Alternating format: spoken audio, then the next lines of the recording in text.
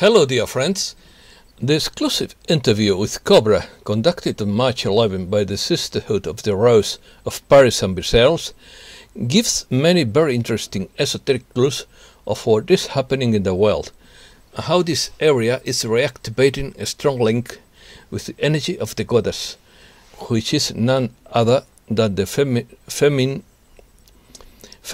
energy of the Creator Father Mother, who is symbolized as the Mother Mary in the Catholic religion and in many other religions that exist in the world. This is my summary, enriched with extensive documentation on various topics. Opinion piece. Breaking out of the matrix. Liberation is deprogramming. Aquarius transcends all programming. We are conditioned by education. The original teaching has been misrepresented. We are now entering a crucial phase. Some substitute religion for politics. Political sectarianism belongs to the dark side. Society is falling into tribal intolerance. Fanaticism short-circuits rational thinking. Sectarianism has led to committing atrocities. Most of the fanatics are the youngest ones. They get into the typical obsessions of adolescence. The dark elite uses them in defense of their interests. They are not aware of the manipulation that subdues them. Religion decreases, but spirituality increases. Excessive passion in the defense of their opinions. Cathars and Templars had occult knowledge. Some Templars are descendants of Mary Magdalene. Mary Magdalene was trained in the temples of Isis in Egypt.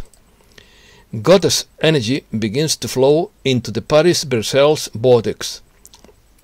Bourbon and Habsburg families are connected to the Creole lineage. This means that they would be descendants of Jesus and Mary Magdalene. This doesn't mean that their descendants are saints because they had other lineages. The Jesuits infiltrated the Rosicrucians and the Freemasons to corrupt them. Let's start. The Aquarian age transcends the religious programming we have received so far and can be very transformative if done in a positive way. According to the Cobra, the Church of Rome has misused and misrepresented the original teachings of Jesus in a dramatic way. And people who are able to have a real energetic connection with Jesus and Mary Magdalene will begin to discover his true teachings. And that is how this religious programming is transcended. Another thing is that the mental and spiritual understanding of how this programming was created allows people to free themselves. And that's why you begin to understand the patterns, how the programming was created and how it can be undone. This can be done most effectively through meditation and the teachings of Jesus, if you read the Gospels in a way that it is not with prejudice, but in an open heart you will discover grains of truth, because although the Gospels had been altered and manipulated throughout history, there is some truth left in there. And if you are able to find it, you will be able to connect with its real energy. Although I prefer the Nag Hammadi papyri to the official Gospels, because they are older, more original, and less manipulated. Impulse. There is an impulse to speak your truth, to declare your truth, to set some boundaries, to set some limits. And there must be a collective declaration that we have enough. We don't give our consent to this. It is an act of free will that must happen. This energy is quite conflicting and quite challenging, but the result can be more freedom if done correctly. Silver is the metal that brings the divine feminine energy, And this is one of the hidden reasons why the surface populations needs to have as much silver in their hands as possible to balance the financial system. The extraction of implants is not so easy. I mean, it's possible, but there may be some rare cases where someone manages to completely remove implants before the event, but practically speaking, I would say that the complete implant removal will happen at the event and later, and those who will remove implants 100%, they will know they succeeded because they will have no more negativity inside them. They will feel perfect. So this is actually a state of immortality and ascension, which is quite an advanced state which is not yet occurring normally on the planet. Crucial phase. According to Simon Pax, we are now entering a crucial phase. The next few days are of the utmost importance. It should be noted that informed commentators are having to withhold information regarding to the return of the new financial system. I estimate that this situation will not last long, and shortly we should be able to be fully open with regard to the events ahead. According to Cobra, we are approaching the finish line, and the reason why things are the way they are now, why there is so much craziness, is because they are so close to the breakthrough, and the dark forces know that we are so close to the breakthrough that they are going crazy, and they know much more than we do, how close they are to losing everything because their time is up, and that is why they are acting crazy. So, if we know that you can read the signs of the day in a different way, in a different light, you can see their desperation, their mistakes, and throughout that, you can be sure that we are very close globally. From the perspective of all our lives, we are very close to the end. And after this is over, we will be glad that we persisted, we will be glad that we fought our last battle. It will be a very great, very two times, great inner reward to have that feeling that it was you who came to contribute to the final victory. We will be glad that we did that, what we did with all the meditations, with all the activations, with all the projects. We will be very glad that we made those decisions, that we were one of the few people who made that decision. It will be a very big inner reward to have that feeling that you were a pioneer who came to contribute to the final victory. Definition. The definition of deprogramming is to release or retrain someone from specific beliefs. To deprogram is to override a program to which we are subject, or to change the ideas, beliefs, or convictions imposed by someone else that govern our behavior, or rather imposed by the upbringing, teaching, and doctrine given to children and young people from a particular ideology. Deprogramming is the process of freeing someone from the mental and control to which they have been subjected. Deprogramming refers to measures intended to help a person who has a controversial belief system to change those beliefs and abandon allegiance to the religious, political, economical, or social group associated with the belief system. It consists of putting people in touch with their original identity, interrupting the self-deception that the controlled person has been systematically taught to do when they feel doubts about what they have been taught, ending the phobias that have been implanted in the person, so that they will not leave the group, and showing them the well-being that can be obtained outside the group, and explaining to the controlled person the characteristics of the mind control they have suffered. Fanaticism. Fanaticism is the passion or activity that manifests itself with exaggerated, excessive, irrational, and tenacious passion for an idea, theory, culture, lifestyle, person, celebrity, or system, among other aspects that could trigger fanaticism. The fanatic is a person who defends his beliefs and opinions with excessive tenacity. Sectarianism is a fanaticism and intransigence in the defense of an idea or ideology. Fanaticism is the passion and excessive tenacity in the defense of beliefs or opinions, especially religious or political. Fanaticism short-circuits rational thought, requiring followers to rush forward in a red mist of unquestioning faith. Believing soldiers who stop and think before attacking in the name of dogma are useless to the political prophets who send them into battle.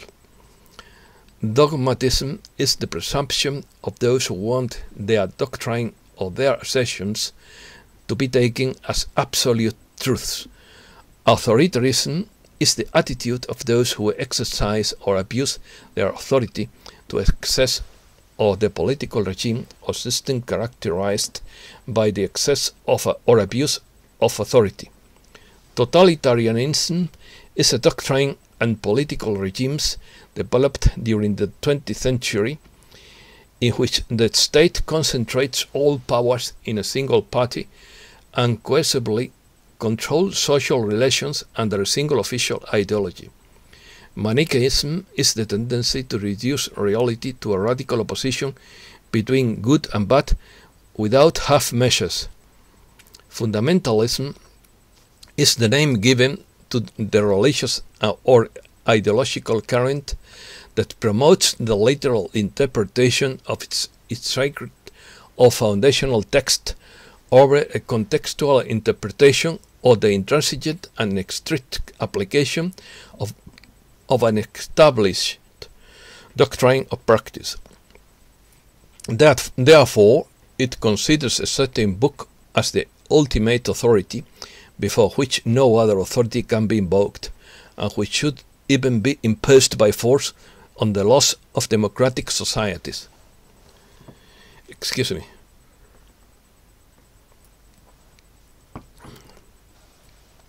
Another definition. The psychologist of religion, Tonu Letisari, has defined the term fanaticism as the pursuit or defense of something in an extreme and passionate way that goes beyond normality. Religious fanaticism is defined by blind faith, persecution of dissenters, and absence of reality. Today, it is mostly used to designate people who are excessive in their proselytism to a religious or political cause, to a sport, hobby, or pastime, or to a person they idolize. Psychologically, the fanatic person manifests a passionate and unconditional adhesion to a cause, an excessive enthusiasm and persistent monomania towards certain subjects, in an obstinate, sometimes even indiscriminate and violent way. In relation to ideologies, fanaticism refers to the beliefs of a person or group in extreme cases in which fanaticism overcomes rationality. The blindness produced by this passion can lead to the fanatic person to behave on occasions in an irrational and extremely dangerous manner, such as murdering human beings or imprisoning them, with the apparent aim of maintaining that belief considered by the fanatic or fanatics as the only truth. Religious fanaticism is one of the most controversial types of fanaticism throughout history. In the name of various religious ideas, war conflicts such as crusades, public executions, holocausts, assassinations, and terrorist acts have taken place. For centuries, Thousands of fanatical men have relied on religions to commit such acts against others who do not believe in their religion. Also, although much less common, there are cases of manifestly atheistic persons who have been denounced as fanatics against religious persons. For example, Mao Zedong and Enver Hoxha. When a person replaces his conscience and ceases to function as a single subject with an ideology or belief, he strips the enemy of his human condition. The obsession of a fanatic can be very dangerous, since he doesn't value other ways of thinking than his own, and this can be arranged in a moderate or violent way. Those obsessed with an idea confuse what they imagine with reality. Youth divine treasure. Most of the fanatics are the youngest ones. The period of youth is characterized by personality changes and adaptation to the environment. The sects get into this psychological phase to seize the conscience of those whom they trap, those who are most vulnerable. They live it as something of their own, within a natural process, but they do not realize the manipulation to which they are subjected. Many young people are prone to get into a world of obsessions due to the very characteristics of adolescence. They are in the process in which they are looking for their identity, actions, characters to follow because the lack they have in their environment. And it is easier to look for parameters from the outside. Many parents are affected by this obsession in their children, but they also have part of the responsibility for not having educated them correctly. Another characteristic is delirium, which distorts reality. The fanatic is never wrong. If something doesn't happen as he explains or thinks, those who are making the mistake are the others. Those who do not have the same mentality do not understand him, and he put himself in the attitude of a martyr, that is to say, a person who suffers death in defense of his religion. For his companions, he is a hero who fights to establish the divine order. Fanaticism can have repercussions on the personality of the fanatic, causing split personality. When someone becomes an unconditional follower of a group or sect, he lives in two worlds, the one around him and the other of the organization, where both are often incompatible. Obsession has a compulsive character and ends up acquiring a painful and distressing condition for the sufferer. When obsessions and compulsions have become chronic, we speak of a neurosis that it stops the patient's normal life and becomes an obsessive-compulsive disorder. In the most extreme cases, fanatics may attack or kill anyone who contradicts them, themselves, or even their idol. Homicides committed by fanatics have caused worldwide commotion. Why would a fanatic be capable of murdering someone he admires? This is a phenomenon that depends on heredity and context. The behaviors are different in each person, and depending on the situation in which they find themselves. But these same behaviors can be triggered by personality disorders, specifically psychopathy. Decline of religion. According to journalist John Scott Levinsky, religion may be on the decline, but religiosity is on the rise. Only this time the fanatics have traded prophecy for politics. Religion is not leaving the world stage, it's just changed costumes. In a new realm of political relations, the poor little guy who commits heresy is subjected to punishment. The absence of a God doesn't mean that the human need to believe in something vanishes, but it leaves a vacuum to be filled and more people are filling that vacuum with politics. Traditional religion is in decline around the world, whether measured by service attendance, financial donations, or recruitment. The statistics say, for better or worse, the major religions are losing social influence. Religion is often accused of disrupting world peace more than any other human force. Regardless of the faith in question, misused by its leaders can bring members to their knees before the groupthink of a cult that pits us against them without the slightest hint of compassion or understanding. Pick any religion on this planet and do the research. The examples remain. Our intrinsic addiction to filling the holes in our lives with something bigger than ourselves is now turning to politics in search of a solution. The result is a secular world that is rapidly deteriorating while being affected by non-secular practices that it was not built to accommodate. Daily news accumulates about cases of spiritual behavior inflicted on political practices. All that is needed to detect them is to identify a given religious concept and connect public behavior, whether conservative or progressive in origin. Every world faith has some form of Holy Scripture, a scripture that sets forth the terms of the creed and instructs the proper belief and behavior.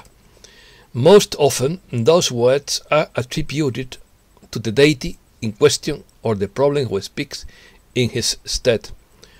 With that dignity established, anyone who defies or ignores that instruction is branded as an heretic, an enemy of the faith, and a threat to the faithful. In the political realm, membership in a tribe is denied to anyone who questions any policy decree. Political sectarianism. Not elected official can be criticized by members of the ideology that sent the candidate. No policy is questioned, so that the hapless skeptic is expelled from the flock. That expulsion often takes the route of simply accusing the skeptic of joining the other side. In essence, it becomes, if you are not with us, you are with them. There is no difference between the ancient practice of shunning and modern cancel culture tactics. In ages past, any member of the community who acted contrary to or questioned the sacred canon could be shunned and sent to the wilderness. Today, even in the midst of civilized and supposedly free societies, someone who doesn't bow to the mores of the day in words or actions faces the loss of livelihood, friends, and reputation. The inundation of political thought by religious extremism is no more obvious than in the new phenomena of citizens embracing harm to their lives and community in the name of their one true socio-political faith. In essence, the world's most widespread religions teach peace, empathy, and community. Intolerance, false piety, and oppression lurk in their darkest corners. The tribal nature of modern politics embraces all these shadows and excludes any light that faith practices may offer. Political thought cannot operate by theological standards, since religion offers faith rather than evidence.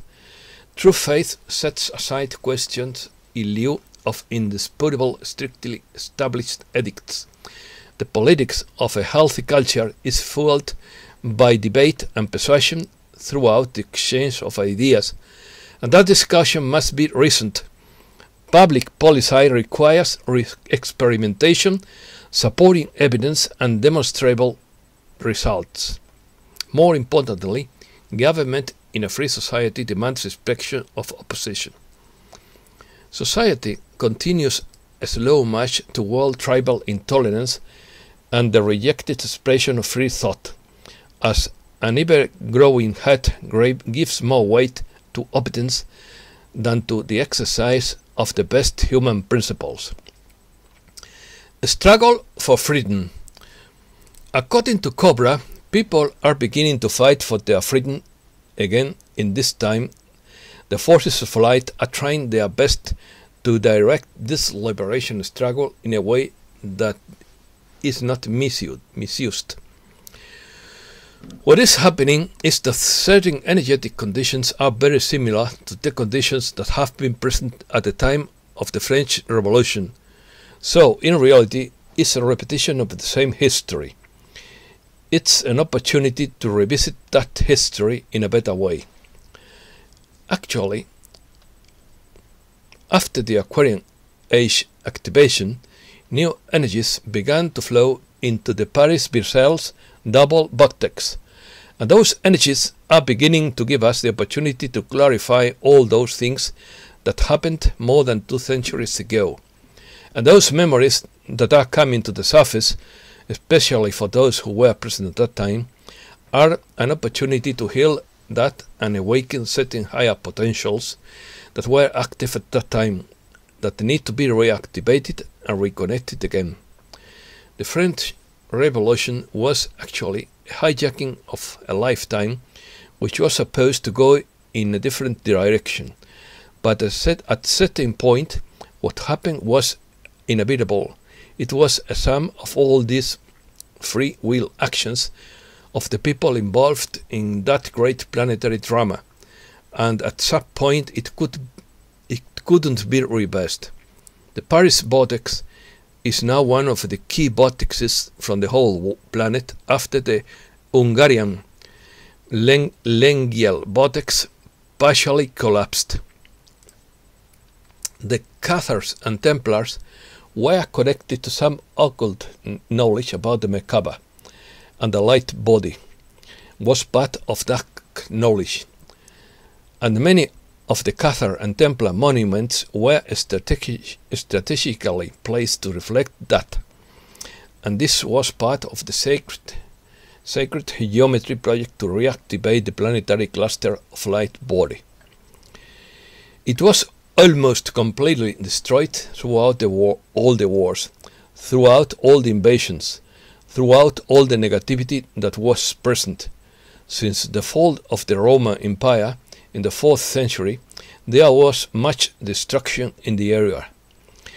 The ley lines were damaged and needed to be reactivated again, and the Cathar and Templar projects were partially successful. I would say they were more successful than expected. Mary Magdalene, the Bourbon family and the Habsburg family are connected to the great lineages, which is not to say that their descendants are saints. Quite the contrary, because they also have a admixture of other not so holy lineages. So this is the lineage which was passing on the DNA of a certain person whose name was Jesus, and a certain person whose name was Mary Magdalene. And the interconnections of those two lineages, among others, was done on purpose by the white nobility to preserve the DNA of the Grail and the mysteries of the goddess. This was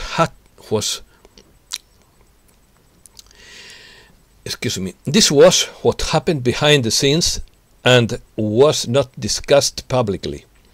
But there were other lineages that wanted to prevent this from happening, many of which were incarnated in the Prussian area. And that is the reason why there were many military invasions from Prussia into France over the last centuries. Excuse me.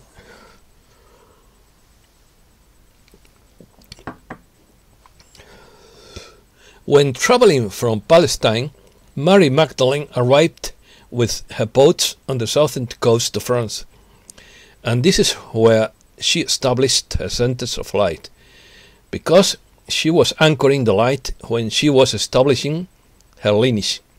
Her lineage spread throughout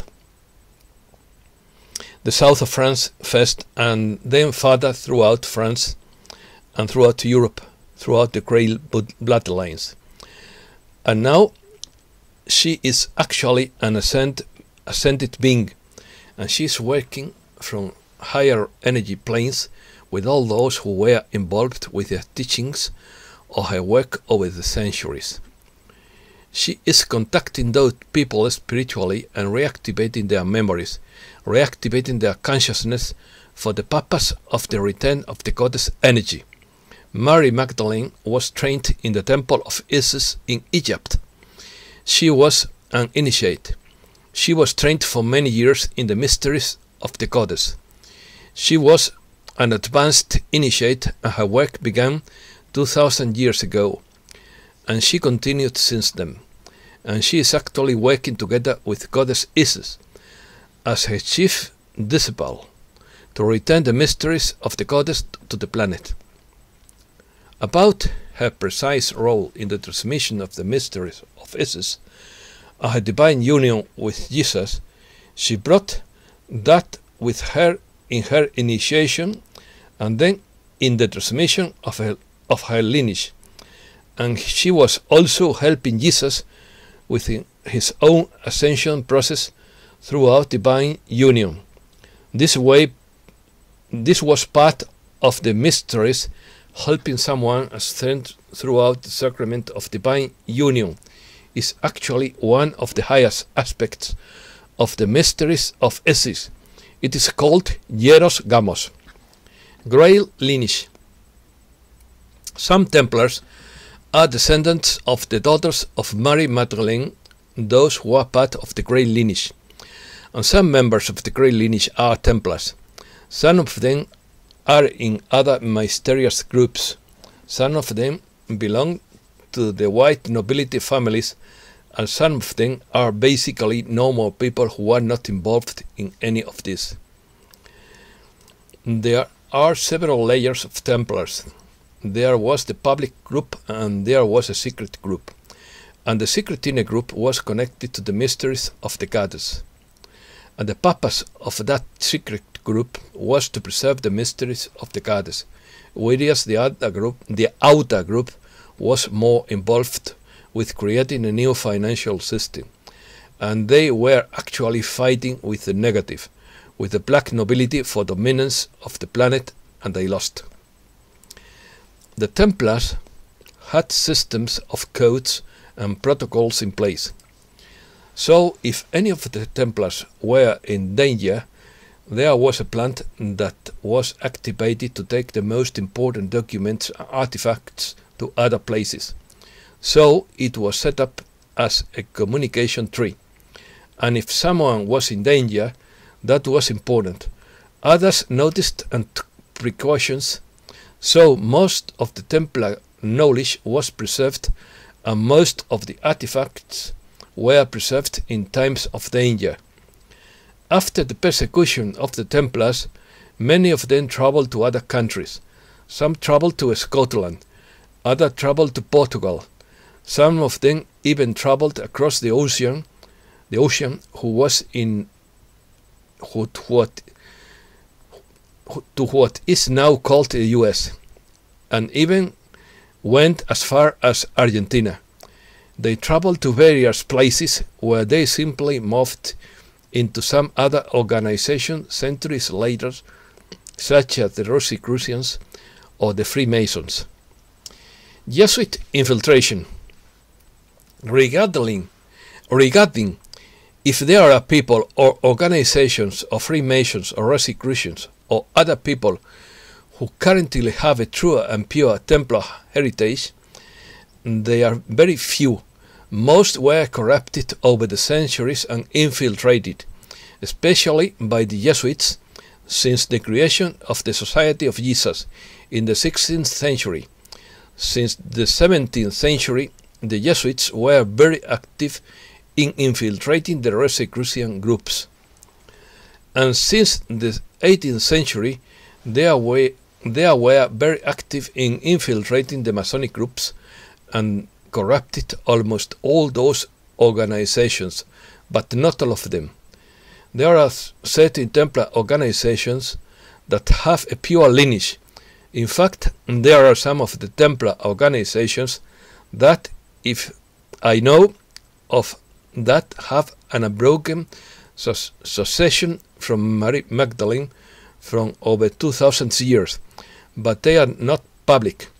They do not baptize themselves as such. Hidden secrets.